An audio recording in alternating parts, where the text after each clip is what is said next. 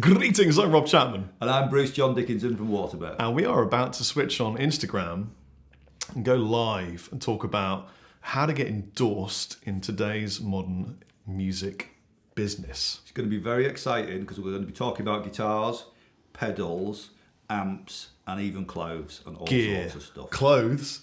Yeah. Mate, you don't need any more dapper clothes, do you, mate? You always need more dapper clothes. Okay, let's turn it on and see what happens. We're on. Hey guys. Hello. How are you? All 150 of you already. That's good. Is that normal? No, it's a lot more than normal. Have you ever? Is this your first Instagram Yeah, live? I don't really do Instagram. Rachel, my daughter, does. Do you see a the lot, stream of hearts to the right-hand side? Oh, yeah. Each of those is one person pressing a heart, or continually pressing a heart. And this is the comment. They're already trying to talk to us. Oh, this is fun. I need to do this more. We really should do this more. Let me introduce. Hello, YouTube. By the way, I'm filming this, but I'm looking down here because my phone and Instagram is here, but you're up there. So what I will do is I'll probably kind of look in the middle of you, really irritatingly. So where do I look? You look wherever you want. It's fine. I'm going to look here. This is all the comments they're talking to us. So they're saying preferred hello. Strings. Hello. Your beard is majestic. Thank you. I guess he's talking to you now. We've just been talking about beards, actually. Yeah, I don't have a beard. Hi guys. Hello from Serbia. Hello from Spain. Rob, has the beard gone? Yeah, What? I know. So let's start by just briefly outlining the topic. Yes. Which is It's a great topic. How to get endorsed. It's great if you want to blag stuff. Which Bruce and I have done over the years. Yes. From companies respectfully, in a relationship kind of way. Yes. Not in a, we just want some stuff. To sell it again on eBay. No. You don't want to do that. No, you don't want to do that. That doesn't go down very well. That'd be really bad. So the reason I wanted to readdress this topic and specifically do it with Bruce is that I made a video about this 8-9 years ago, I think it was. And it was called How to Get Endorsed in the Music Industry. And it was really popular. And I suppose I had become known at that point as the Orange Amps clinician. Right. So I was doing all the work for Orange and all this kind of stuff.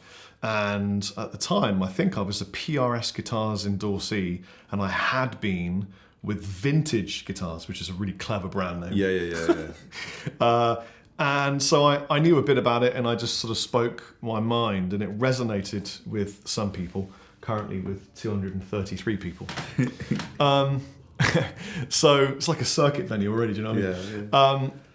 So that video went out. It's a long time ago. Things have changed. There are now new social media platforms. People are looking for different kinds of artists, different tiers, and they want different things from their artists. There's more manufacturers as well. Loads more manufacturers. Yeah, it's a way bigger pond with lots more fish, and some of them, I'm talking fish because Bruce loves a bit of fishing. I do like fishing. And some of them are like koi, some of them are like salmon, probably different kinds of water. I don't know. He would know.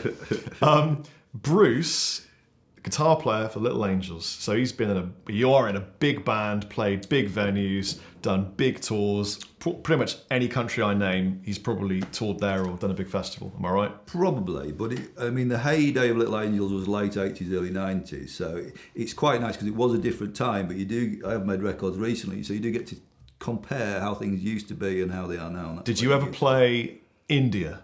Did not play India. Wow, I found one. Did you play Japan? Played Japan a lot. Played places like Europe, Hungary. We never played Russia, and we never played China. Right. Back then that would have been more or less impossible. Okay. I play guitar in China. Have you? But not. I played the Chinese guitar. Right, yeah.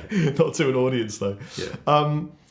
I started this thing early, by the way, so that we could just kind of get settled in and get people, to get it, chill down, and then the questions will be a bit slower, and then we can answer them. But that's not working because the questions are just going boom, boom, boom, boom, boom, boom, boom. Is this guy who's not Rob from Yorkshire? I am from Yorkshire. Yes, he's definitely from Yorkshire. Can you tell? Yes, he's not from anywhere else in England. Yeah. Greetings from Denmark. Take bankrupt Gibson and replace it with Chapman. Well, that'll be chopped out of the video.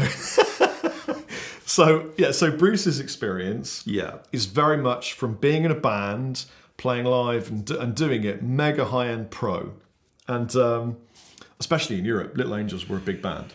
Yeah, UK was where we had our kind of stronghold. What was your hit single, Bruce? We had a number 1 album in 1993. The album was called Jam, and we had a lot of hits. But we were always slightly behind the curve. So what kind of really causes an issue shortly after the number 1 album was Kurt Cobain releasing Nevermind. That damned Kurt Cobain. So I love that record, but it did put a little bit of a spanner in the works for us that were kind of classic rock exponents. But then again, if that hadn't happened, you probably wouldn't have ended up doing what you do now. Yeah. Everything happens for a reason. It absolutely does happen for a reason. Right. So that's Bruce's side part of Bruce's side of the expertise and knowledge that he has now. I obviously taught and chart and am beginning to put my feet down in areas where Bruce has been, but I own a company and we're now the biggest guitar company in Europe. So I have experience from both sides. I'm the guy that people now ask, can I have an endorsement from me? Yeah. And I'm going to tell you 5 or 6 different ways not to ask for an endorsement that I have been asked for, including offering sexual favours, including offering lots of money, all sorts of things that you should never do if you want to be endorsed by a company of any repute. Although probably it would work with some companies I know of. Well, let's not go there. No, that's what I said. So let's start with what an endorsement means from your perspective. Well, for me, having the guitar sound thing is a massively important thing in my life. So for me, I'd only ever associate, or it's like a partnership really, and I'd only ever do an endorsement deal with something I really believed in. However, when I was younger, I didn't really have my own sound so much, so it's really, touring's really hard on gear, so it's very useful to try lots of stuff. Yes. So right now I know exactly what I want, but at 20 years old, you didn't know. I didn't know, so to try loads of different stuff and without it killing you financially is really important. And touring is hard on gear; you wear it out quick. Oh, you really do, and yourself as well. Yeah, that's an absolute total truth. So it's a partnership between you and a brand. Yeah, it's got to resonate, doesn't it? Yeah. I think for you to get some kind of endorsement deal, you need to stand for something anyway, and then people want to pin things to you. You know, so I think that's a really good point, because what I was going to say is it's about being something that a brand would want to associate with. So, for example, if you're in, a kind of band where it's all guys and you play metal, I'm guessing a women's clothing outlet would not want to work with you because you're not women and you're not going to gel with their brand if they're selling high street fashion to women. Yeah. It's just a different kind of, I'm not assuming their gender, I'm just saying it's different kinds of things. If you are in a pop band, you are more likely to be working with pop style brands of clothing and brands of other items. So they're looking for things that will support their brand. So when you start aiming your endorsement gun at different, this is an imaginary gun, by the way. Sorry, Rich, I'm not firing you. Yeah. At different brands, you want to be thinking, does my brand marry with the brand of like Levi or Wrangler or other jean brands, for example? Yeah. Because the powerful thing these days is not just blagging a bit of free or cheaper gear. It's actually the putting the two brands together and the association and the partnership. Yeah. Because I suppose if we were going to do, for example, we've just done a deal with Victory amps, and I love the amps, so that's why we've done the deal. By we, Bruce is talking about Water Bear, which is our college. Yes. So that's a great association because the stuff's really good. It sounds really good. I enjoy playing it. I could do a gig with it all day long. But one of the most powerful things, which I didn't expect, is we did a little film and it was shared all over the place. So that actually is, whether I'd bought the amps or got them free or got them at a discount, it's kind of very small potatoes in the grand scheme of things. Yeah. Because it's about reaching a bigger audience. It is. And if a brand can take you and expose you to their audience, and it's the same audience that you have and want, then it's worthwhile. It can be very powerful. Yeah, having that kind of, so, it doesn't, sometimes you might not consider partnering with a brand and they might not consider partnering with you, but then if you look at the demographic that represents your people, so for me, it's a giant sausage fest, and they are from the age of 14 to 65. Yeah. It's men. And so then you think, well, what are guys between the ages of 14 and 65 spend a lot of their time doing. And then if you can think of brands associated with that, like Blizzard or like, I don't know, Just Eat or Netflix, then you start working out lots of brands that you could associate with that will have a similar demographic to your brand. And Rob, how important do you think, because when we're associating with a company, we're kind of making a statement. It's a bit like a cover version in your band. Yeah. You know, when you put a cover version into your set, It makes a statement about who you are. it's where you've come from and where you're going. Yes. So new bands use this as a way of defining themselves, which is also a little bit the same with the products. For example, it's by design that I work with the treble booster guys, because it sends a message. I fly the flag for old school. Yeah, old school, plexi. Classic rock, that's me. So I'm kind of hamming it up to a degree. It's what I love, it's what I am. Yeah. But I'm kind of making a point through that. I think you're the kind of artist that really thinks about everything they do. I don't think all artists are gifted in such a way to really consider what message an endorsement would do. Most artists, I might be wrong, but you guys can tell me in a minute in these comments, which are flowing like water. If say for example, Orange Amplifiers offered any of you a deal, would you consider whether it fits with the brand, or would you just go, "Give me the amps. I want the amplifiers"? I'm guessing most of you are just going to go, "I want the amps." Yeah, I don't Orange really amps. I'd probably have the amps as well. I had the amps. Yeah. But it's important, because then you've got to think, this is a relationship that you are in for, well, either the length of a contract or until you find someone else that you think is better suited to you.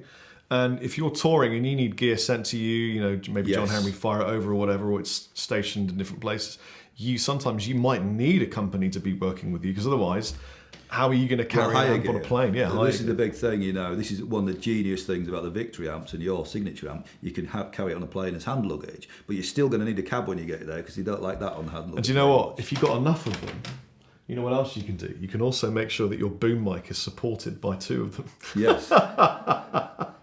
Because I did notice that. I've got 4 of them, and they are very versatile. They're versatile boxes of joy. I also got headbutted by this giant black thing, and it was a bit painful. I thought. But the orange thing is interesting, because if you look back at festivals 20 years ago, you'd see walls of Marshall. Yes. And now it's see orange. Walls of orange. Yeah, Orange, Victory. There are some of the brands creeping up. Yeah, of course there is. Yeah. Taking over their world.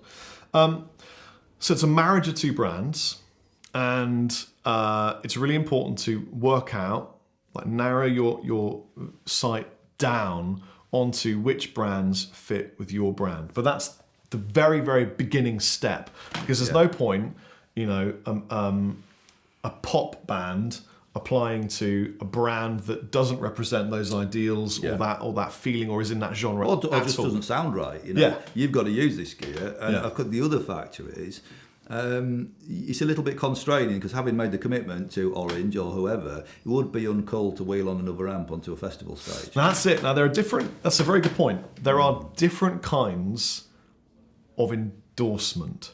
So there is a relationship kind of endorsement, where you go, maybe I'll buy something at artist rate from you. So maybe you get like a retail discount or something. And then they'll list me on their site as an artist. They might every so often post on social media if I do something big. And that's like a lower level, I call that a D class kind of endorsement. And then there's the endorsement where you are absolutely locked in as a contracted endorsee. You might get given the gear at a really, really good discount. Maybe you get one of them for free as kind of a golden handshake, and then they'll add you to a list, and then a poster bay. That's like a C list endorsee. And then a B list is where you get all your gear for free. You're on a contract. They'll send you amps for tour support and that kind of thing, and they'll always shout about you. A list is when you get the kind of deal that Bruce used to get with Shoot. Kramer guitars was the first one we got. We were quite young. And I got the first Kramer guitar. I got the first Floyd Rose in Yorkshire, I think, in about 1986, 87. So, and I was in the school band, and I got this chance to do a solo. And I remember the conductor, and I give it full stick with a Floyd Rose, and he stopped conducting and just would go, no. So anyway, from the band had started kicking off, we were quite young, and Kramer sent me 2 or 3 guitars. That's great. Through the post, and this was like every Christmas at once. Yeah. But then later Gibson, Marshall, I mean, when you've got a band and you've got an audience, it's not hard to negotiate this stuff. And you will find that with some deals, you don't just get the gear, you get paid. Well, the best one ever was clothing company Levi, jeans company. They sponsored a Little Angels tour, and they gave us all a carload of clothes each. And we went to the place and picked it all and made it. And then they also put us on posters in every Levi shop, and we basically had tour posters all around the country in high-profile city centre locations. And then they kept going on about the fee, and I was like, oh man, how much are they going to want for this? But it turns out they were paying us, and they paid us 10 grand to give us all these clothes. And actually, probably my dad still got one of those Levi leather jackets. That's amazing. So that was a red letter day as well. There you go. I bet not many of you realise you can get paid and get free gear. Yes, I remember Cooler Shaker in the heyday of Britpop 1995 getting offered 50 grand to do a mineral water to hold the bottle in Japan. Really? 50 grand. Which water brand was that? It was a Japanese one, and they didn't do it because Crispian didn't want to do it because it was. Well, at that point, they didn't probably need it, did they? Yeah, maybe. Take your tax off, you're going to get 25 grand or whatever. And, you maybe. Yeah, what's the point? So there are different levels of endorsement, and obviously, as you start out and you're an up and coming circuit playing, 250 cap venue kind of band, you're going to be attractive to some brands. Yes. If you really resonate with them. And even if you don't tour, but you have a social media following nowadays, it is possible to be attractive to brands. So, for example, recently in my friend group, I mean, we are all musicians and we are all in this industry, but 3 of us got given a free pair of sunglasses and a free watch if we made 3 posts on Instagram with a photograph of the glasses and the watch. And the people that got offered this had less than 1,000 followers. Yes. So it's... These numbers actually, I think, are really useful. What I'm finding on the Waterbear social media, because we're talking about building an audience, a lot of the time it's very helpful to say 1,000 followers is actually useful. Yeah. And what you've just said there, doing 250 cap rooms and being able to tour the UK and do a tour of maybe 10 venues at that level, even if there are full, you've still got enough audience to be able to be doing these kind of deals. Yeah, 100%. It's very powerful. A little bit of an audience is something you can grow. It is. And the thing is that nowadays, that audience is global. Yeah. So if you're playing 250 cap venues in England, but you're also hitting social media, it probably means that globally you've got a bit of a reach. Yeah. And then that means you're attractive to a brand because brands want to be cool. They want to associate with cool things. They want to reach an audience via you. Essentially, endorsements are kind of becoming the new advertising. Yeah. Big brands are trying to put money through all sorts of artists and ways of reaching people. And there are artists that don't even just play music. Anyone that's on social media reaching people is going to be reached out. Look at all the beauty, lifestyle, fashion guys getting bags and shoes and makeup and millions of pounds.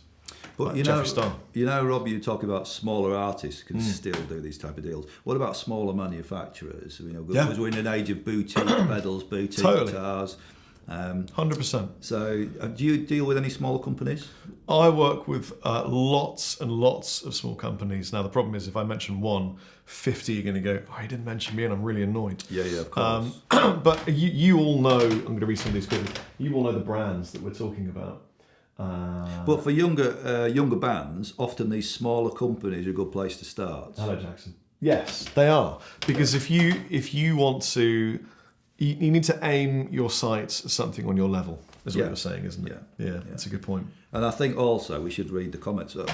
But for those guitarists that have got immense chops, that's always attractive, even if the audience is not so big. If someone's a monster technician. I'm endorsed, but the company doesn't promote me at all, yet I send them content all the time. Any suggestions? Well, if they don't... Okay, so what do you want from the endorsement? If they are not promoting you and that's something you want, tell them. Yeah. Because they might not know. I don't know what your dialogue with them is like. And if they refuse to promote you, then it's not really an endorsement. It's just an association. Timberland guy. Hey, Timberland guy, how you doing? And there's a guy there who's got me some shoes from Timberland. Oh, and they're, wicked. and Case in point, well done. They're waiting for me at Andertons, I Yeah, believe. yeah. Thank you very much. In Right. fact, you know what? He looked at my feet and told me my size. Really? So was he he's- right? Well, we're going to find out when I put them on. Okay. Because I'm a 12 in some brands and then like a 11 or Okay. less sometimes. A mystery. Let's see how that pans out. Apparently, I should check out a band called Stormy. Stormy. Best all-round amp for £1,500. Well, that's a tough question. That's Because we'll have different... I mean, I would definitely check out the Victory range because Yeah. they're pretty versatile. I like the lunchbox ones. They're very pokey. Do you think amp is it just a head or a cab, do you think, as well? I'd go for a combo with that, but then I love combos. I was like going to combos say, as well. look at a BadCat or a matchless if you can get one of those affordable matchlesses. There's one here about endorsements. What happens when you're endorsed by a company such as ESP and create a guitar brand? What would happen? He's talking about me because I was endorsed by ESP and I launched a guitar brand. Okay. And I didn't realise it when I read it. You still have a relationship with them and everyone's still friends, but you own a guitar brand. I think the thing is you deal with it in a cool way. You know. Yeah, you always just have to be real and honest. keep the line of communication. Yeah. Honesty is really important because if you don't keep talking to brands that you're working with, eventually you'll not be on the radar. Do you know what I mean?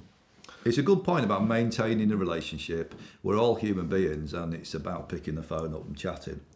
Okay, Max Mitklax says, once a guitar builder gave me a signature pickup for half the price because I did a Facebook post about his pickups for him.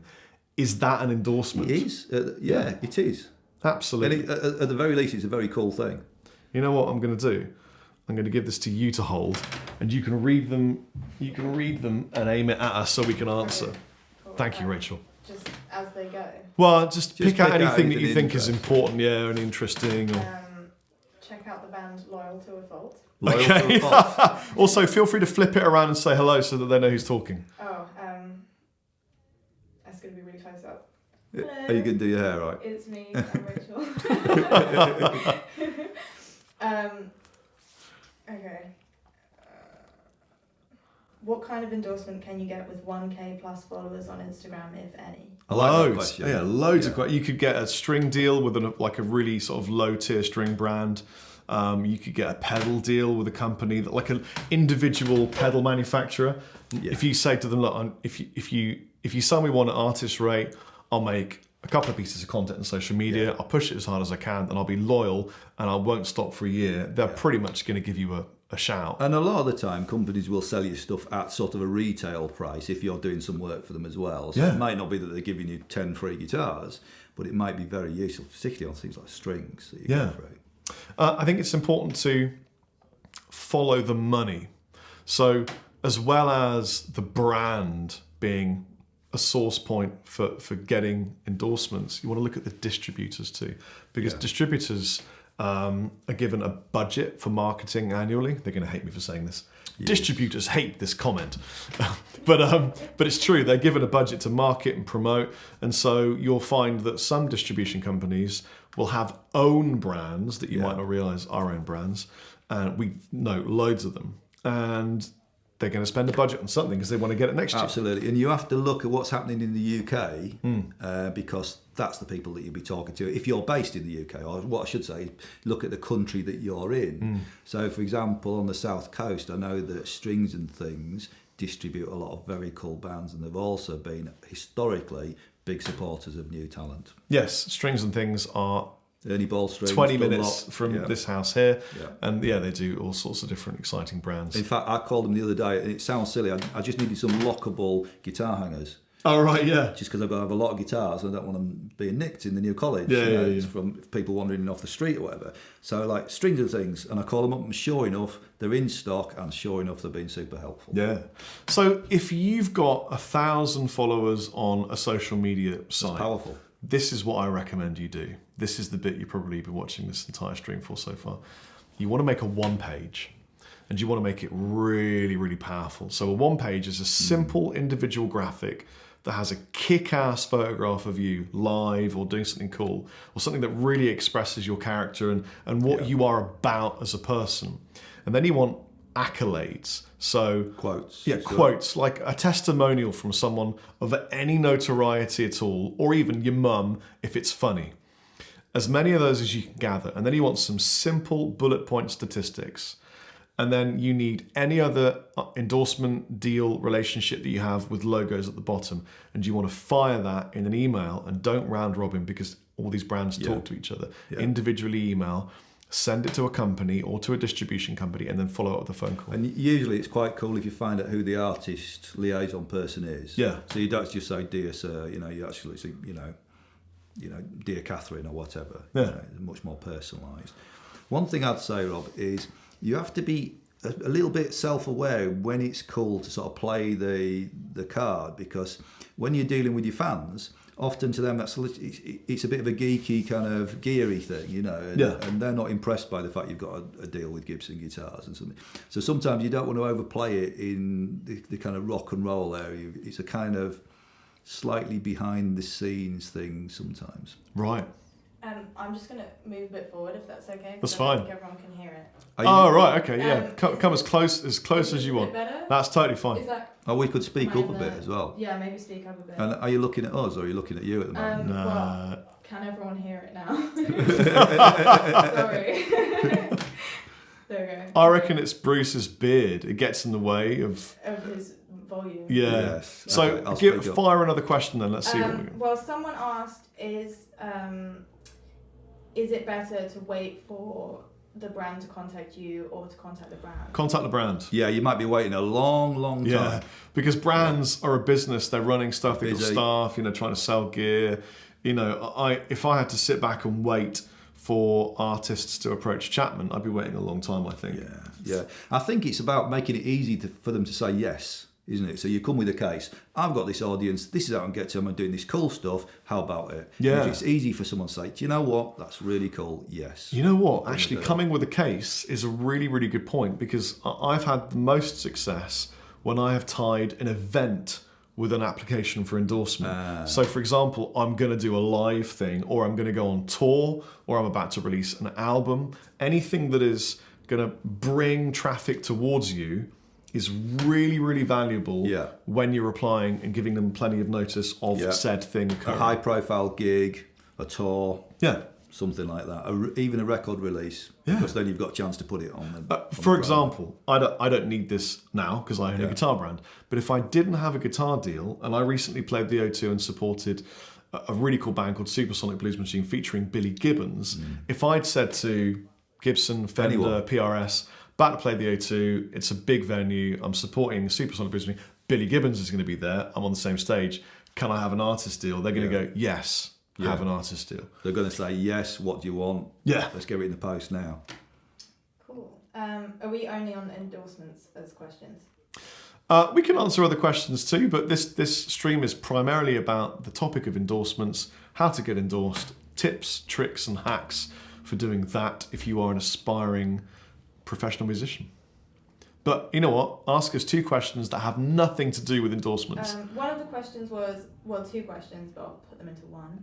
Will Floyd, no, I just read it as Floyd Chapman, but will Chapman guitars be in Colombia and South Africa available? I think there's an issue with Colombia to do with tax, import tax, but I think we definitely will be. And South Africa, absolutely, yes. Yeah. And someone asked, what's the best way to approach studying guitar as a degree?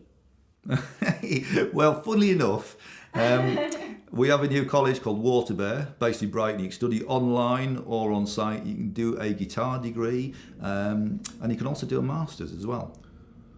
And you can do it from the website. You can do it from wherever you are. So you can do it while you're doing other things involved in your business. And the idea is that the cool stuff you're doing can actually become part of the project work on the BA. So people's responsibility is to go out there, launch their music career, and we parcel it up and help them format that into an honours degree. Cool. Someone just said, is it better to start out by working with smaller companies, or does the company's popularity not matter? You take it, then I'll take it. Oh, well, it's there's definitely a case for the larger brands because they've got a big online presence themselves usually, so you're plugging into that, so the potential there is huge. But you've also got probably a mixture of both. It's a grey area really, because to do some cool kind of grassroots stuff with smaller boutique manufacturers can be really, really super cool as well. So probably a mixture. I think it depends on what you want or need as an artist. So for example, if you really need a treble booster and this one boutique brand makes a great treble booster that's going to totally do the job, get the deal with the company that you're looking at that's going to provide the service you need. If you're looking at an endorsement more as a way of being promoted to a larger audience, that's a different matter altogether. Then you want to be gunning for the top 4 or 5 in that industry. And then you've got to realise, are you going to be a small fish in a giant pond? Or are you going to be a medium fish? I'm talking fish again for Bruce. Or are you going to be a shark? And it's important to work out what you need before you go for it. There's a few people asking what the name of the college you just mentioned was. Waterbear. And you can find us at www.waterbear.org. And there are videos on my YouTube channel all about this. It's a college that we're both involved in. You can do courses physically in Brighton and probably meet me at some point. And obviously, definitely Bruce. But we also do a lot of free content on YouTube and Facebook, and that's actually quite relevant to this because it's about building your audience. Yeah. So we kind of help a lot of bands out, and also people can contact us through the website just for career advice. So it's not all about the degree, it's about knowledge is free, we're about empowering artists, and if you build your audience, then this stuff will take care of itself. It's true. Yeah. Wait, I've got to restart this camera. That's my clap sync. There we go. Well, Rachel's just a very tremendously loud person. That's what that is. It's because she's British. Yeah. With northern blood. That's true. That was a really good question. Do you guys think there's a prime age for becoming an endorsed guitarist? I'm 30 and still working on it. Oh man, I didn't go pro guitar player until I was 33. That's a great question. Yeah. I mean, I did an experiment recently where I started a new band at 47 to see what would happen. Did one album, it went great. There's no age limit whatsoever in rock and roll anymore. Yeah. If there ever was. But, it's a very interesting thing to grow old as a rock and roller, because rock and roll is about living life on your own terms. And that's what we're doing. And look at this, look at Keith Richards. Yeah, I think he's a unique case.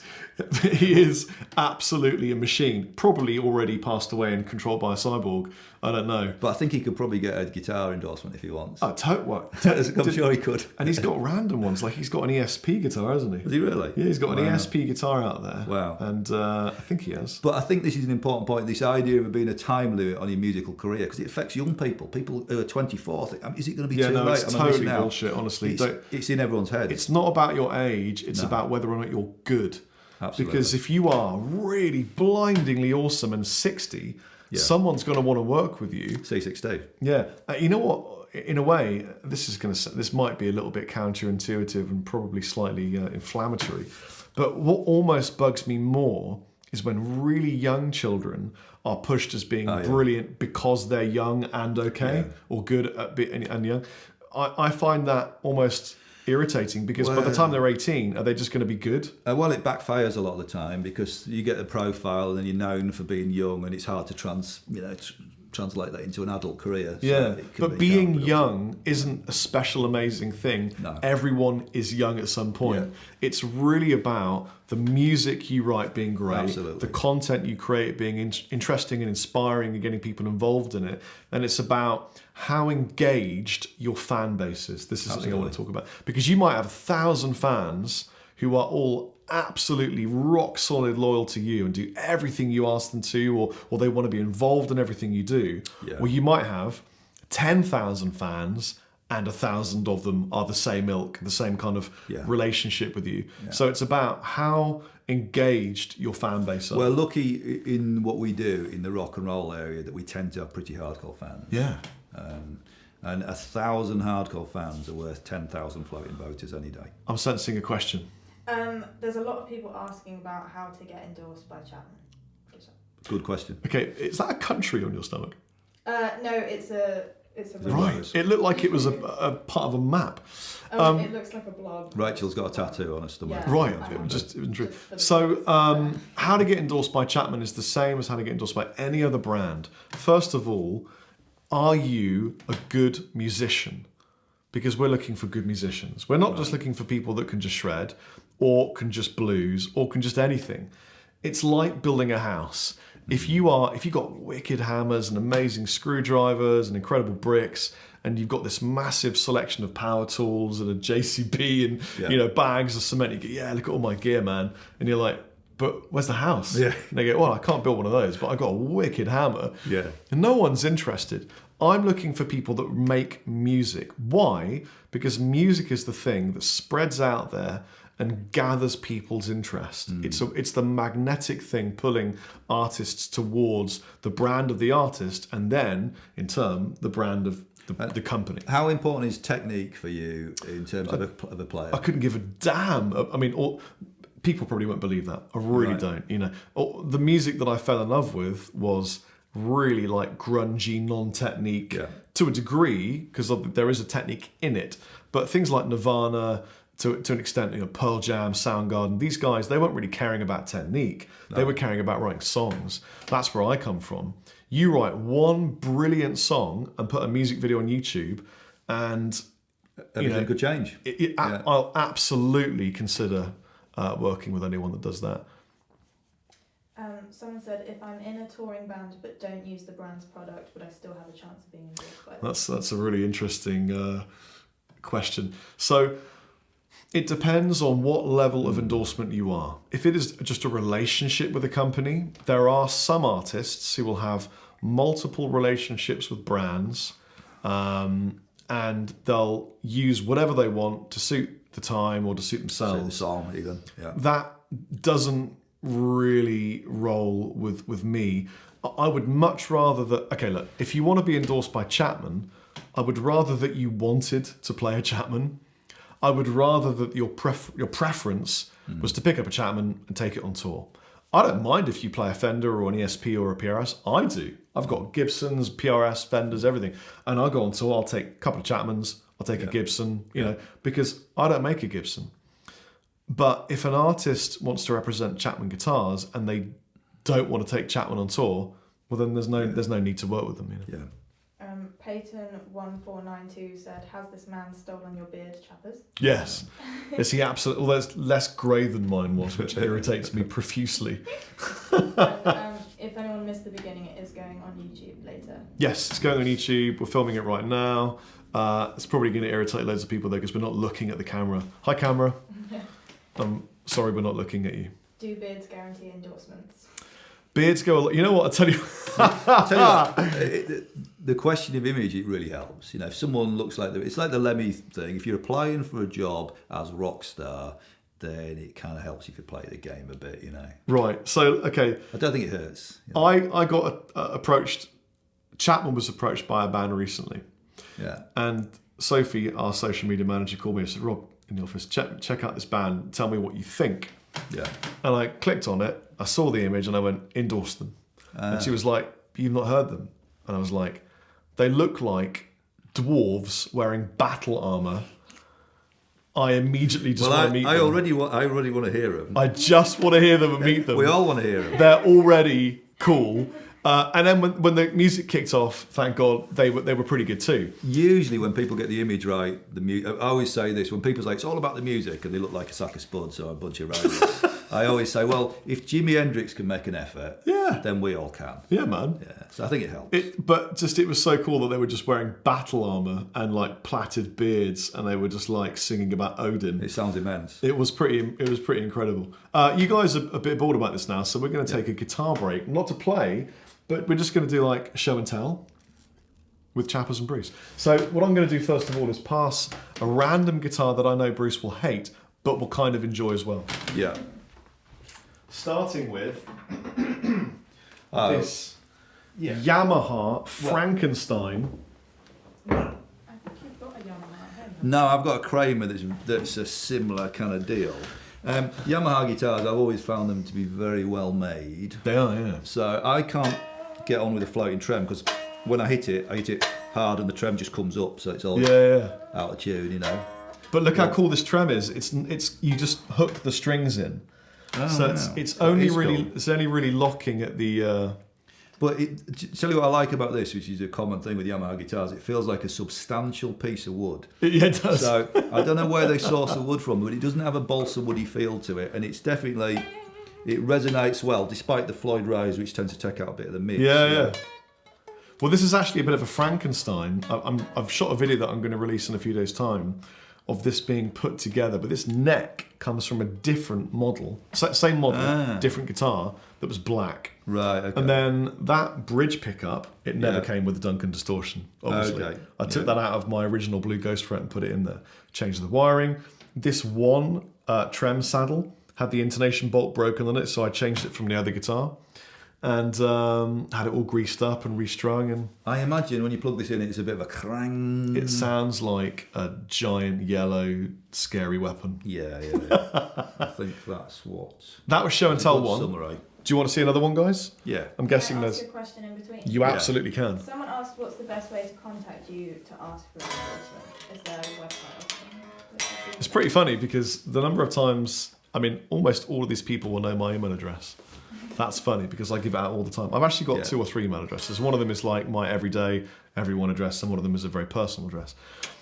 If you go to, for any brand, if you go to the website and go to contacts or look for endorsements, you'll find a page that you fill in that you fire off.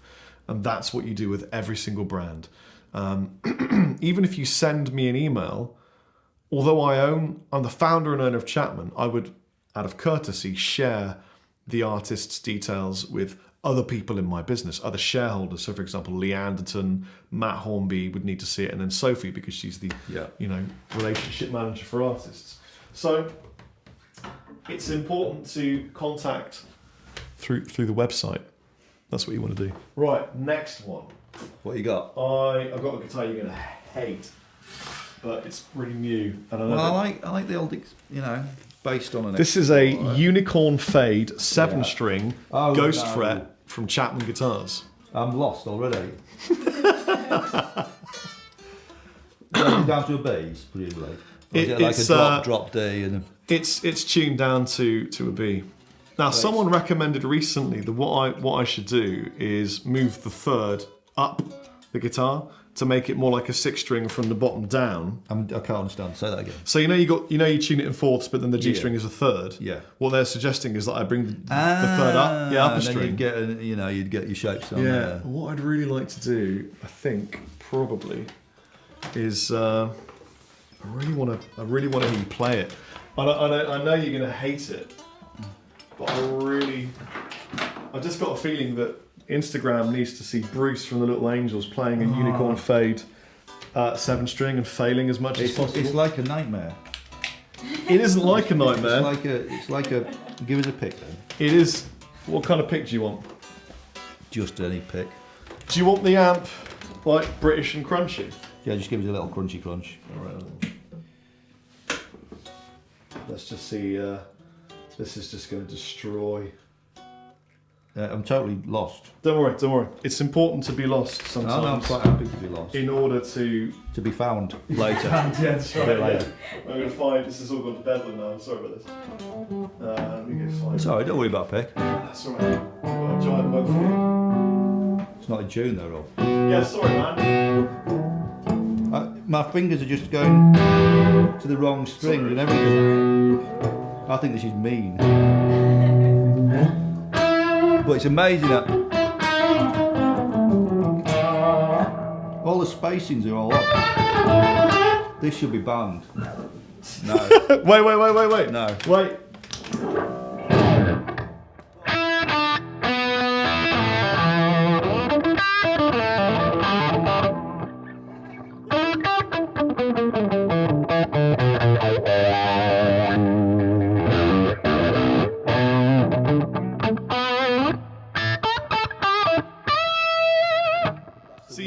You still got that killer vibrato. It's the worst thing that's ever happened to me. It's really important though, once in your life, to play a Unicorn Fade 7-string Ghost fret. I think so, but now I've achieved it. I don't even know if I can play this. Go on, Nick, show me how it's. I really can't show you how it's done. I would be.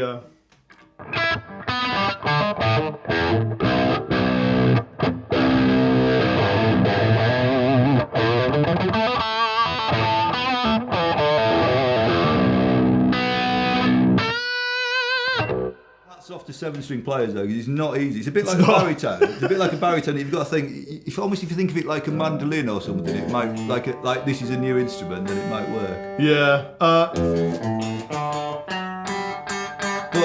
it is quite nice to be handed a 7-string guitar with everyone watching, and Sorry. it's very kind. That's all right. Like. Would you let the viewers know what that pedal was that you used? It's got Oh. have a look. Look. You can show them. It's a very cool overdrive, whatever it is. Is it just one? or is it It's a mystery. It's this mystery pedal here, the silver one. It is a Chapman Guitars prototype Is it really? for a brand that we are launching. Well, despite my distress at the 7-string, I do have to say the overdrive does sound really good. Okay, to make this all better for Bruce, who is now mortified, No, I'm all right. I don't mind. I'm going to give you something that's a horrible shape but a brand you will like. And is it in tune? It should be. Not even slightly.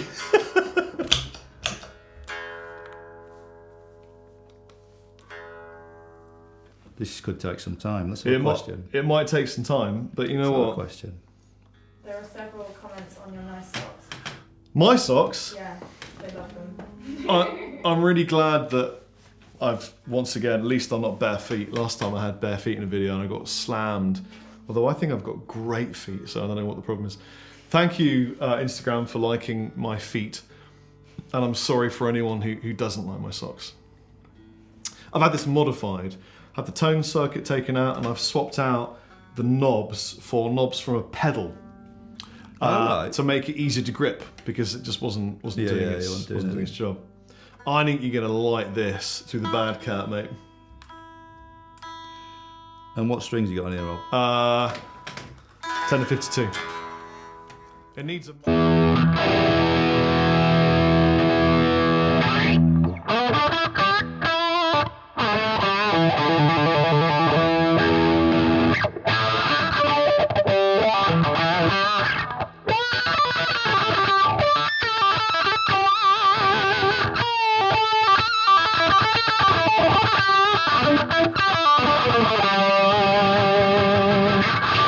That's a bit more like it. That's more like it for you, isn't it? That's the guitar. It's a wieldy beast. That's all right. Yeah, we like that.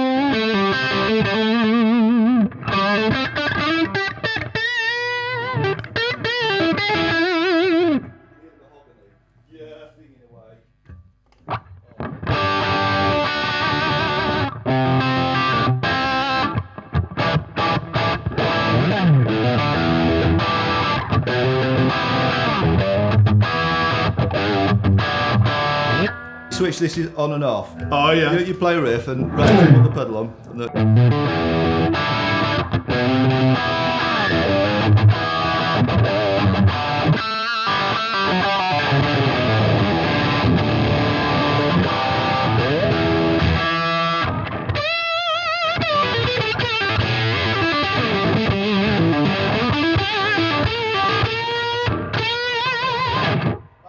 Favourite pedal of all time and space. the lovely overtone on that last note. Yeah. It's all about using two notes at the same time.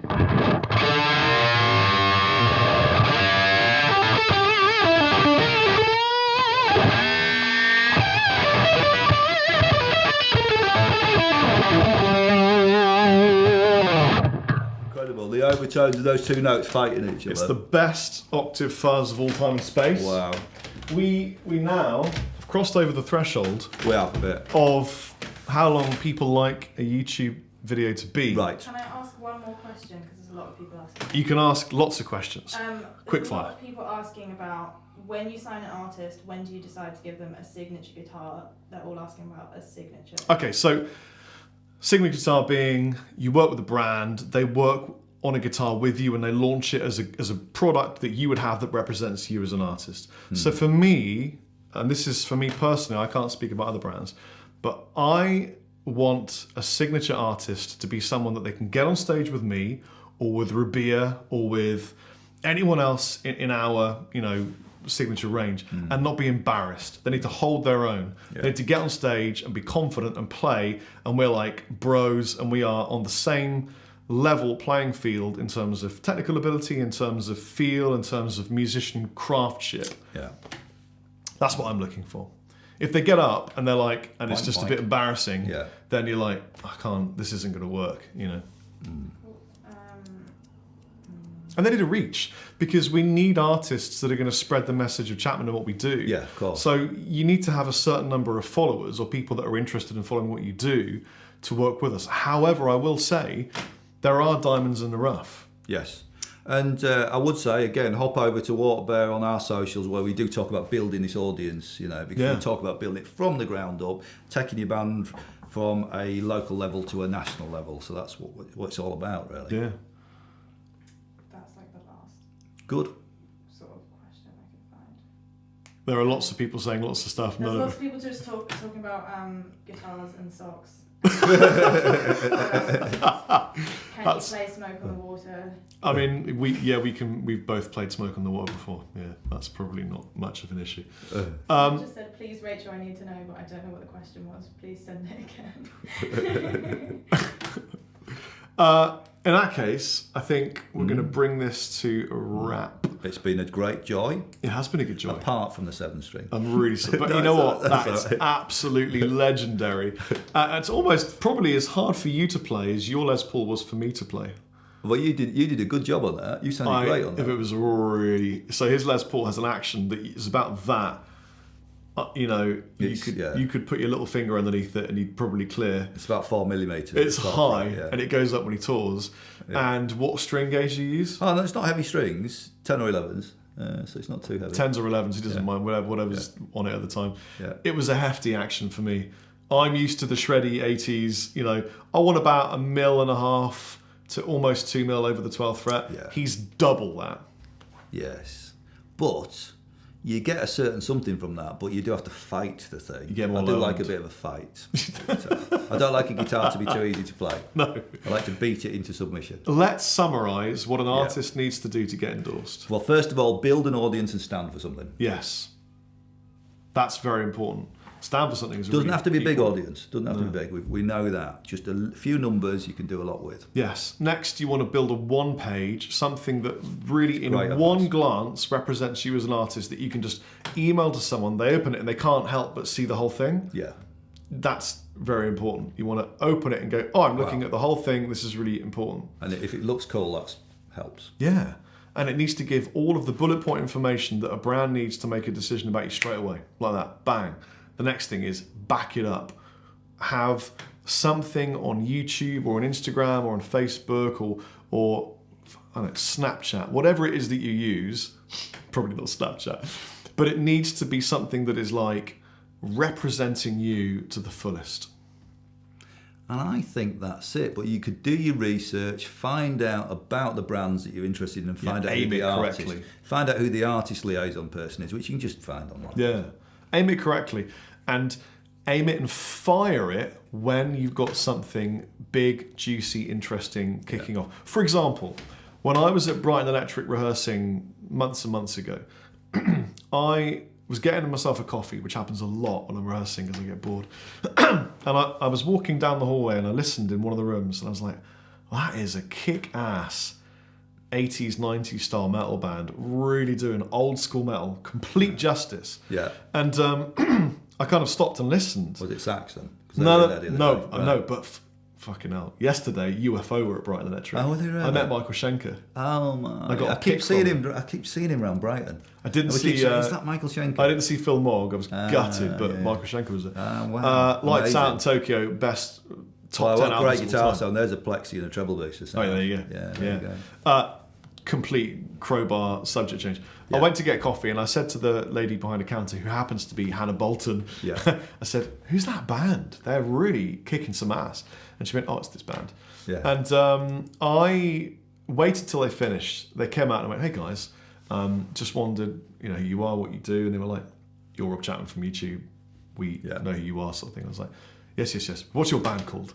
And they told me the band. I said, "Could you play for me?" And he played. And then I just lent them gear, Right? because they were going to shoot a music video. Right. Yeah. And I thought, I think these guys are great. They have hardly any followers, but they're going to shoot a music video, And it'll be cool. And I think they're going to be of notoriety at some point. Yeah. So I lent them some guitars. And do you know what? That's a really good. We talk about this thing to hang an event to try and hang the pitch to. A video is good. Exactly. If they hadn't had a music video in the offing coming up, I probably would have gone, "Cool, man, I'll keep an eye out for you guys," and all that kind of stuff. But because they had a thing coming up, it was key. Very good. Someone really needs to know, do you know when the Young Guitarist of the Year finalist will be announced? Do you know when that is? I can't even remember now. No, you're the judge. I'm not. I am one of the judges. Sorry. I'd done my judging. Have you? But there were many judges. And how was it? That I judged fairly. But how were the entrants? Oh, they were really good. That was the problem. It was like, they sent me like 15 really good applicants that could all play their ass off. Yeah. No, it was really hard, and I had to be totally brutal. Right. And I haven't seen the other votes, so I don't know. Okay. I don't Watch know. this space. Yeah. If music's become a very important part of your life and you want to find out more about Waterbear, particularly the BA Honours degree in commercial music or the Masters, you can contact us through the website and have a chat at any time. It's all about one-to-one and a personalised, flexible approach to your education. So the website is www.waterbear.org.uk. Yes. Thank you for watching everything that we've just done, and this is probably a really long video, so I am also sorry if it was way too long. But you know what you could do? You could turn it off and just like have the audio like a radio show. You could do a bit of editing and edit that 7 I string. could chop it. Bye. Goodbye.